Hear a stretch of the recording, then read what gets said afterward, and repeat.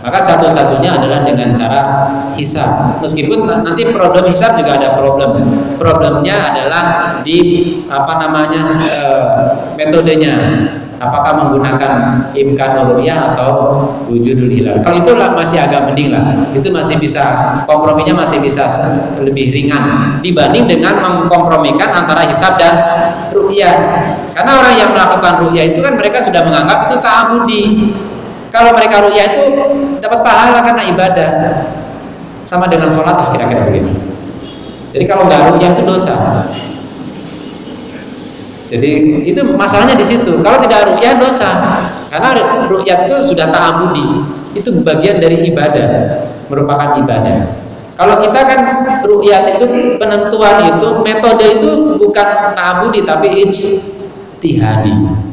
Yang ta'abudinya itu menetapkan kapan bulan baru itu datang. Caranya ijtihadi. Tapi penentuannya, jadi istihad itu harus sampai menentukan kapan bulan baru itu datang. Jangan sampai udah istihad rame-rame, bulan barunya nggak dapat. Sudah sidang isbat sampai larut malam, tapi nggak, tanggal 1-nya nggak dapat, keburu tanggal besoknya udah tanggal 2. Jadi jangan sampai seperti itu. Jadi istihad itu kemudian sampai menghasilkan untuk menentukan tanggal itulah ibadah. Karena kan terkait dengan 1 Ramadan kan sudah masuk puasa ini. Kalau sampai tidak bisa menentukan puasa kan dosa itu. Karena di situ ada ibadah. Ini juga sama. Jadi bukan pada metodenya. Ru'yah itu metode. Jadi kalau mungkin agak panjang ya, tapi dulu pernah saya sampaikan. Bagi kita cara itu adalah ijtihadi. Metode itu ijtihadi. Mau ru'yah boleh, mau hisab juga boleh. Tapi yang ta'abudi adalah menetapkan tanggal ibadahnya itu ta'abudi. Nah, inilah perbedaan yang terjadi di masyarakat, termasuk dalam putusan penjelasan. Sebenarnya penjelasan yang beredar di medsos itu, yang pertama awal itu kan, yang resmi yang ini baru berapa hari nih, 2 atau berapa hari, 2 hari kemarin ya. Itu yang resmi. Yang beredar di medsos yang ada majelis tarjih itu sebenarnya putusan lama. Tapi putusan lama ini memang sekarang tidak terlalu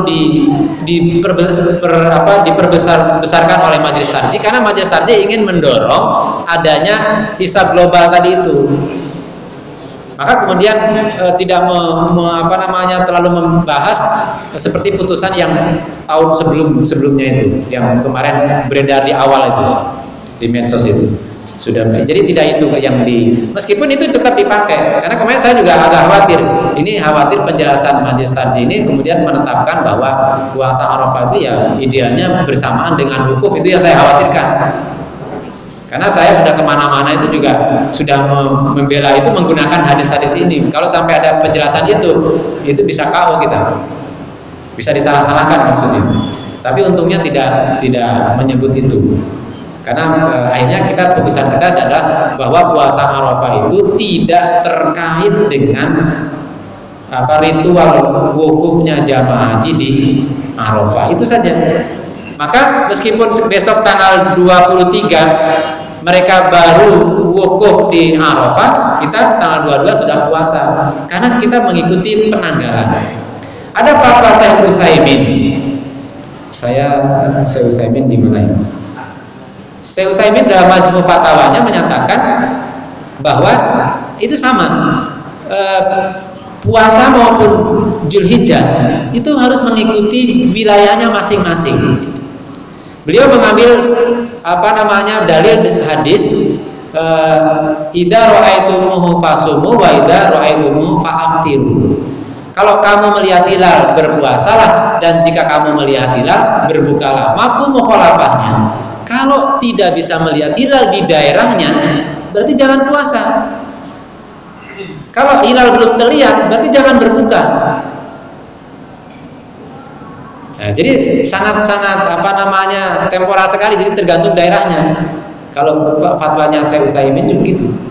Termasuk sepertinya juga Ibnu Taimiyah juga. Hanya ada catatan, kalau kemudian ada kesepakatan untuk menentukan satu waktu itu sama, maka kemudian mau tidak mau harus ikut pemerintah. Nah, nanti kalau pemerintah agak panjang lagi nanti terkait dengan ulil amri. Karena saya kemarin juga di WA oleh mantan aktivis IMM. Terus menyampaikan, awalnya bertanya, minta penjelasan ini kok puasanya kok berbeda antara Saudi dan terus bagaimana Muhammad. Saya jelas tuh saya jelaskan. Tapi terus ujung-ujungnya saya mantap dengan putusan pemerintah kok. saya tidak tahu kenapa bertanya, tapi akhirnya malah saya tetap mengambil ikut pemerintah karena pemerintah bersamaan dengan Saudi. Nah, sebenarnya terus saya sampaikan ya monggo itu keyakinan masing-masing. Terus dia bilang kita kan harus ikut pemerintah. Ulil amri katanya harus ikut ulil amri. Lah iya, ulil amrinya kan Muhammadiyah. Terus yang berkuasa itu siapa? Muhammadiyah. Saya bilang Muhammadiyah lebih duluan berdiri dibanding Indonesia. Usianya Muhammadiyah sudah 1 abad, Indonesia itu baru 70 tahun. Nah, jadi masih yang Indonesia. Kemudian ya setelah itu dia nyampaikan saya tetap anak saya sekolah di Muhammadiyah, sehingga saya ibunya juga sekolah di Muhammadiyah juga. Tapi kemudian tidak akhirnya berubah, tidak ikut Muhammadiyah. Tapi sehingga saya ini dulunya aktivis IMM. Mungkin sekarang sudah tidak IMM lagi. Karena IMM punyanya dulu, sekarang sudah tidak IMM. Ya kalau seperti itu saya sampaikan ya monggo saja. Prinsipnya silakan beribadah sesuai dengan keyakinan. Tapi kalau saya tetap akan berpuasa Arafah pada tanggal 9 Zulhijjah dan kemudian akan berlebaran pada tanggal 10 Zulhijjah bertepatan dengan 23 September. Itu saja titik. Nah, jadi kalau bertanya sama yang berbeda, saya ditelepon juga. Ada yang telepon langsung. Ini gimana Muhammadiyah ini? Puasa Arafah kok berbeda dengan Saudi? Saya ditelepon langsung. Saya sebenarnya agak susah juga menjelaskan lewat telepon. Terus tapi saya sampaikan seperti ini penjelasan hadisnya. Kemudian saya kebetulan dia tidak punya WA, kemudian mau saya kopikan tapi tidak cukup. Akhirnya saya kopikan saja hadisnya, saya kirimkan. Nah, terus akhirnya bertemu. Besok harinya ketemu. Tanya lagi, terus saya jelaskan sekalian. Ini saya mau ngisi pengajian ini. Ya ini sampaikan saja apa yang saya sampaikan. Terus ya dia diam saja. Sebenarnya dia tuh ragu antara mau ikut Muhammadiyah tapi puasanya kok beda. Tapi saya jelaskan terus. Nah, kebetulan beliau itu ustaz, jadi dia biasa ceramah di mana-mana. Dia berdebat dengan saya ketika. Hanya kemudian dia tidak bisa ketika saya bacakan hadis ini bahwa dia memahaminya ya puasa Arafah itu bersama dengan Arafah. Mana dalilnya? Itu saumi yaumi Arafah. Bagaimana dengan hadis kana yasumu tis'an min Dzulhijjah?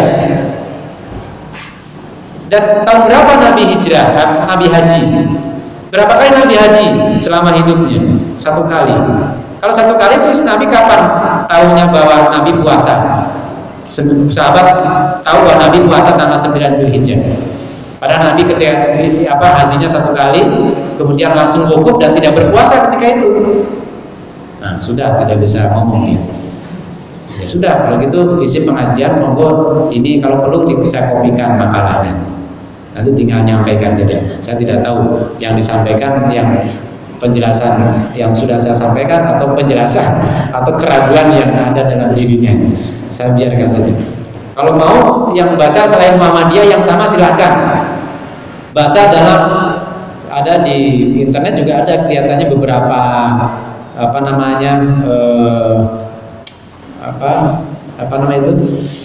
konsultasi syariah, konsultasi syariah juga sama. Salafi itu, saya bilang kalau tidak ada Salafi juga ada, itu namanya cari aja konsultasi syariah. Itu juga seperti itu. Jadi ini yang kemudian semakin menguatkan bahwa sebenarnya di kalangan mereka yang selama ini harus sama dengan Saudi, itu kemudian ketika menjelaskan hadis itu kan sebuah pencerahan. Sebuah pencerahan bagi mereka. Jadi tidak harus selalu mengikuti Saudi. Kenapa? Artinya orang yang puasa Arafahnya tidak sama dengan Saudi, jam wukufnya jamaah haji di Arafah itu di Saudi, berarti kan tidak ada masalah. Karena Nabi berpuasa Arafah itu jauh sebelum adanya wukuf, ritual wukuf di Arafah tadi. Nah, ini yang kemudian harus menjadi penegasan bagi kita. Saya kira yang lain sama. Dulu saya pernah menjelaskan memperbanyak takbir, ini kira tidak terjadi perbedaan, hanya sekarang muncul ada yang membid'ahkan takbir keliling. Saya sudah beberapa kali mendapat takbir keliling itu bid'ah, sehingga tidak boleh takbir keliling. Saya hanya menyampaikan, sebenarnya sudah ada dalam fatwa itu. Memang namanya takbir itu di masjid atau di rumah, tidak sambil takbir keliling zaman Nabi memang tidak ada. Tapi sebagai sebuah tradisi, itu bukan ritual wajib, tradisi. Itu bagi saya ya sah-sah saja. Yang penting cara-caranya dengan tertib, pengucapan lafadznya ketika takbir tidak sambil melakukan sesuatu yang tidak pantas pada saat dia menyebut nama Allah. Itu selama itu masih diikuti etika-etikanya, tidak ada masalah. Bagian dari tradisi, bukan ibadah. Kalau ibadah kan berarti kita harus takbir keliling semua, nanti kosong masjidnya. Itu sebagai bagian dari tradisi. Jadi ya, dan juga sebagai syiar, ya syiar, kemudian anak-anak kan kemudian senang, terus mereka ikut bertakbir, ada kebanggaan bagi mereka ketika Idul Fitri dan juga Idul Adha. Ya, ini juga tahu. Yang tadi itu dijaga takbir itu tidak sambil cara pelafalannya, itu juga harus sesuai dengan nilai-nilai etika. Meskipun itu tradisi, tapi kan ada lafaz-lafaz Allah. Itu hanya sama dengan orang sholawatan, sholawat kemudian dibuat syair. Di Saudi Arab juga kan sholawat yang berkembang sekarang itu kan lebih banyak dari para penyair, termasuk sholawat Badar itu. Sholat Badar yang di Muhammadiyah kan tidak populer kan? Bukan tidak populer karena ada kalimat yang bertentangan dengan faham Muhammadiyah. Kan ada itu yang tawasal Nabi Bismillah wa bil haji Rasulillah wa kulli mujahidin lillahi ahlil badri. Ya Allah, itu yang tawasul dengan orang-orang yang mati syahid dalam perang Badar. Nah, mereka kan sudah mati. Kalau sudah mati kan tidak boleh bertawasul dengan orang yang sudah mati. Meskipun mereka orang soleh, syuhada, tapi kan mereka sudah mati. Mereka sudah lama meninggal dunia. Maka tidak boleh bertawasul dengan orang yang sudah meninggal dunia. Nah, maka surat Badar itu di Muhammadiyah tidak dipopulerkan. Mungkin yang musik-musik rebana pun di Muhammadiyah mungkin tidak dinyanyikan, kecuali yang tidak paham. Kalau dinyanyikan berarti mereka nggak paham. Karena saya pernah menguji ya. Dulu ada yang mau tes musyrifah di Mu'alimat. Kemudian saya ujian sholat. Nah, ketika suruh baca iftitah, dia pakainya wajah tu wajian. Tapi kemudian ketika sampai wa'ana, harusnya kan wa'ana awalul muslimin atau wa'ana minal muslimin, dia bacanya wa'ana minal musyrikin. Saya kaget, saya bilang ulang lagi Mbak, sama wa'ana awalul musyrikin. Saya terlanting, tahu nggak artinya apa? Nggak tahu. Wah, kalau nggak tahu aman. Dia nggak tahu artinya. Padahal kalau diartikan kan saya termasuk orang yang pertama kali musyrik. Harusnya kan wa ana minal muslimin. Saya termasuk orang yang pertama kali muslim, atau wa ana minal muslimin, atau wa ana awalul muslimin. Harusnya kan itu. Tapi dia bacanya wa ana minal musyrikin. Dan saya termasuk golongan orang-orang musyrik gitu kan. Kalau sholat kok musyrik. Dan amalnya tidak akan diterima. Itu karena tidak paham. Karena tidak paham artinya. Itulah problem besar bagi kita kaum muslimin. Kenapa sholat kita tidak khusyuk? Karena kita tidak pernah tahu artinya. Tidak tahu, maka kemudian harus mempelajari makna yang kita baca dalam sholat itu. Yang lain saya kira sama lah, tidak perlu ini karena sudah pernah saya jelaskan. Kemudian sholat puasa sejak terbit fajar sampai sholat Idul Adha, ini perbedaan antara Idul Fitri dan Idul Adha. Kalau Idul Adha itu setelah sholat subuh kita dituntunkan untuk berpuasa sampai nanti selesai sholat Idul Adha. Kalau Idul Fitri itu berbuka, begitu sholat langsung berbuka sebelum datang ke tempat sholat. Kalau Idul Adha tidak, kalau bisa pulang sholat itu sudah makan daging kurban. Tapi yang nyembelih siapa masalahnya? Nah, tiba-tiba sapinya bunuh diri. Jadi itu ide, tapi tidak mungkin. Lalu kemudian sholat Idul Adha saya kira sudah ada banyak bukunya yang dibaca saja. Penyembelihan ini hewan kurban. Al-udhiyah ismun lima yudau minal ibil wal baqari wal ghanam. Ini meskipun disebut ibil, baqar, ghanam, unta, sapi dan juga kerbau, kambing, itu juga ada dia sejenisnya. Saya kemarin dapat SMS juga yang bertanya, katanya ketika dia menyampaikan boleh kurban dengan kerbau itu terus langsung dibantah sama penceramah, gak boleh kurban dengan kerbau, harus dengan sapi. Ya, saya bilang ya mungkin karena di sana tidak ada kerbau. Jadi kalau di Demak mungkin dengan kerbau tuh kurbannya. Demak atau Kudus atau di mana, Bali bisa jadi kan, bisa jadi, atau di India. Nah itu boleh.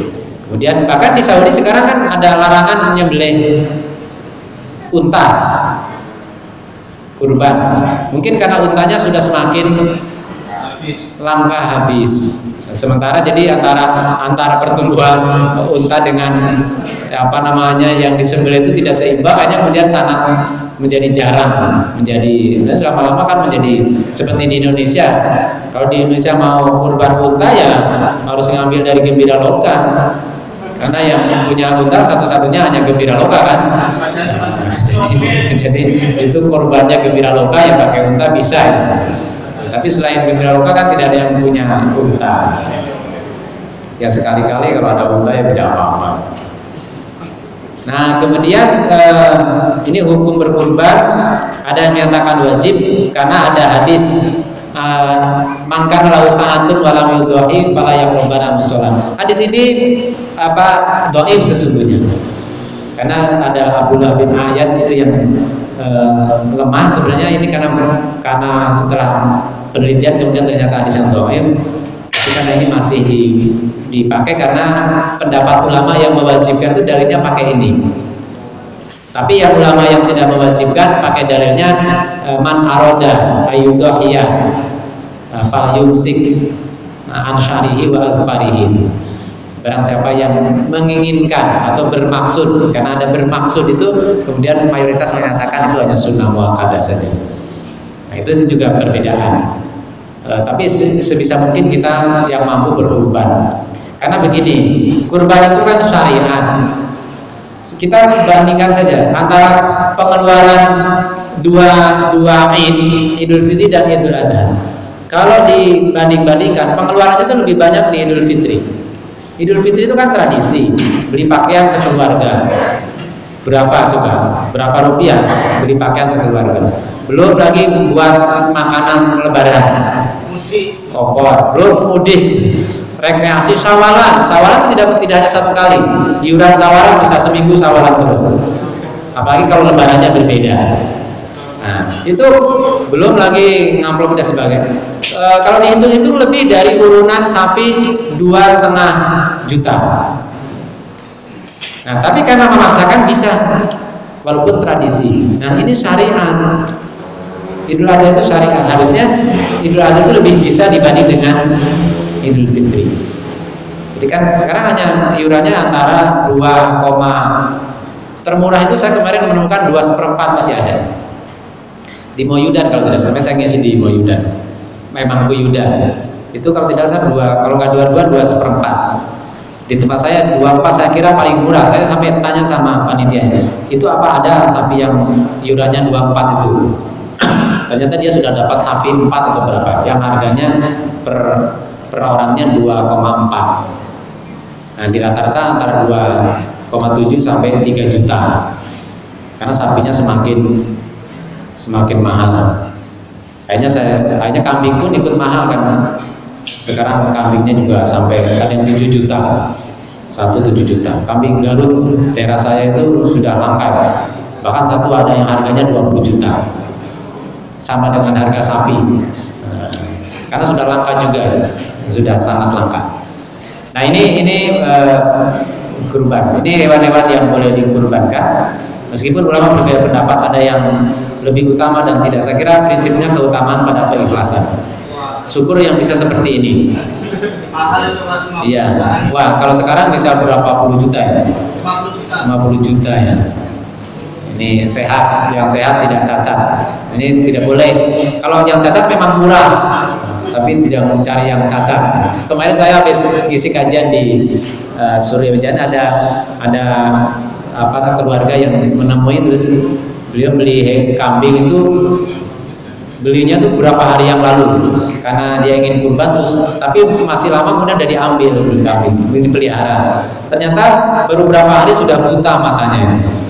Terus gimana ini, saya boleh nggak masih dipakai kurban? Saya bilang kalau jenengan punya rezeki itu diganti dengan yang sehat. Nanti kan bisa ini dijual. Nanti kalau di sate kan nggak apa-apa, buta. Kalau sate itu walaupun buta tetap enak.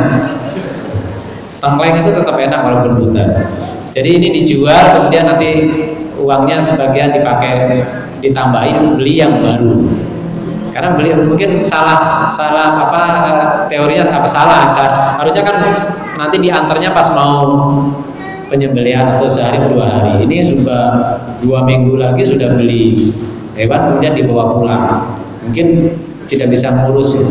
Yang teman saya tahun kapan tuh katanya malah beli kemudian diikat di pagar, itu loncat pagar tidak sampai ke bawah, akhirnya gantung di pagar kambingnya. Begitu pagi dilihat sudah wassalam. Itu juga ada kasus seperti itu. Jadi ya namanya juga karena tidak terbiasa memelihara hewan ya, malah sebelum hari H kemudian malah dibawa diikat, ya mungkin asal tidak mempertimbangkan ini bisa loncat. Begitu loncat tidak sampai seberang kemudian nyangkut di pagar, ya mati sampai paginya. Itu teknis bagaimana memelihara. Ini gambar yang sudah dulu. Ini saya lihat kalau seperti ini bisa sakit dari kambing ini, apalagi seperti ini sapi kemudian dilipat kayak tas gitu terus dibawa naik motor, itu kan ya mesti sakit sapinya itu. Ini kan sapi lebih besar daripada motornya sebenarnya, tapi ya mungkin saking hebatnya. Ini juga sama, memindahkan sapi digantung kepalanya. Ini tidak berberi kehewanan kan itu. Ini kemudian ini dari segi usia ya, yang sudah musinah, sudah berumur, sudah 1 tahun 2 tahun. Tapi bukan berarti yang muda juga tidak boleh. Dalam hadis, la tazbahu illa musinah illa ayasura alaikum fatadbahu jadatan minadh-dhani. Jadi sembelih yang sudah berusia musinah, berusia 2 tahun. Tapi kalau tidak ada ya bolehlah yang muda. Tapi yang gemuk jangan terus. Muda itu begitu baru lahir berapa bulan sudah dibeli. Ini kan muda, tapi kan baru lahir. Kalau untuk sate mungkin tidak apa-apa. Ya baik, saya kira itu. Ini karena saya tidak perlu menjelaskan secara rinci karena saya pernah menjelaskan ini. Tapi saya ingin menjelaskan tadi agak garis bawahi terkait dengan puasa Arafah, karena akan terjadi perbedaan nanti penyelenggaraan Arafah. Kalau nanti ada pertanyaan bagaimana nanti puasanya, loh yang kita itu tidak ada masalah. Yang puasanya pas hari Lebaran kan siapa? Yang puasa pas hari Lebaran kan yang Lebarannya hari Kamis. Kalau katanya loh, nanti kan puasanya masa hari Lebaran puasa. Loh, saya tidak puasa hari Lebaran kok. Yang puasa hari Lebaran siapa? Oh iya ya. Saya bilang saya puasanya tanggal 22. Tidak ada yang Lebaran tanggal 22. Kalau puasa tanggal 23 ada yang Lebaran tanggal 23. Monggo.